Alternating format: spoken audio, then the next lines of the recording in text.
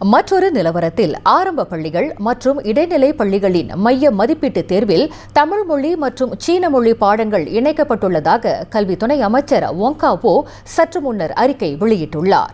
2026 முதல் 2035 ஆண்டு வரைக்குமான தேசிய கல்வித்திட்ட தொடக்க விழாவில் பிரதமர் டத்துஸ்ரீ அன்வார் இப்ராஹிம் அறிவித்தபடி மைய மதிப்பீட்டு தேர்வில் தமிழ் மொழி தொடர்ந்து ஒரு பாடமாக இடம்பெறும் என்று அவர் அந்த அறிக்கையில் குறிப்பிட்டுள்ளார். தேசிய பள்ளியில் மலாய் மொழி, ஆங்கில மொழி, அறிவியல் மற்றும் கணிதம் ஆகிய 4 பாடங்கள் உட்படுத்தப்பட்டுள்ளன.